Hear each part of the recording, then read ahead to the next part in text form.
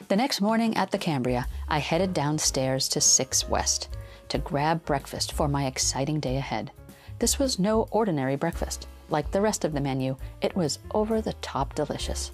Torched wild salmon, furikake fried rice, smoked ponzu sauce with a fried sunny egg. Wow.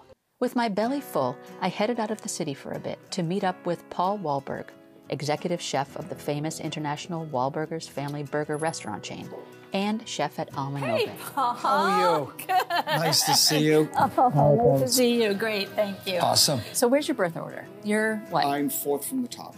Fourth from the top. Yeah. And what from the bottom? Fifth from the bottom, because that would make 9. Yeah, so Alma Nove. Alma Nove, so Alma is my mother's name and Nove is Italian for 9 for her 9 children.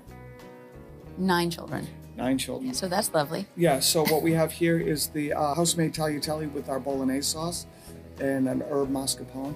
And then we have a pan-seared duck breast, and that's served with a risotto, roasted butternut squash, fig reduction, and it's super, super tasty. It's just like the flavors, all of the different things that go in there. There's guanciale in the risotto.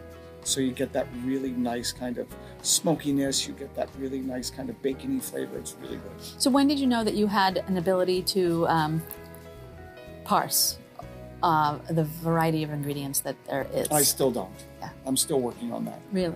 I always feel like, I never feel like I know what I'm doing at any given point. I always feel like I can do a better job. I have to work harder at it.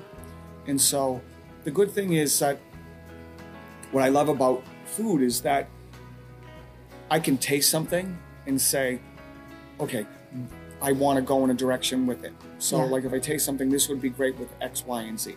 So I want to make, mascarpone, right? Yes. Oh, please, let's do this.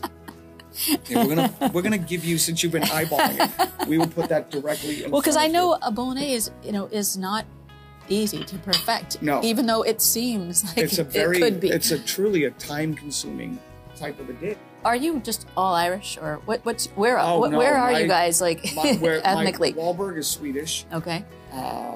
So my dad's side of the family is Swedish, a little bit of Irish there. My mother's family goes back to like Patrick Henry or something, and so we're a good mix. Yeah. Well, you've done it twice. You've done it twice during our conversation. Oh yeah. You're superstitious. Well, usually I not care because I have such a wooden head. I have a wooden head, but yeah, it's that thing. When we succeed in what we're trying to accomplish, we should be thankful because shit can go south real fast. Cheers on that one. Thank you. You're the best. Thank you. Superstar. I don't know about that. I can say it. Pete Dickinson, the division manager of Ruby Wines, was already there when I got back to Greg's penthouse condo. He had provided wine for our show before, and I knew he'd do a great job pairing with Chef Paul's hors d'oeuvres. So it's kind of the quiet before the big dinner party, and I'm glad that I got a chance to talk to you ahead of time before it gets too crazy. But the menu that Paul is preparing is going to be incredible. Sounds great. And you've got some good wines, and the setting is spectacular.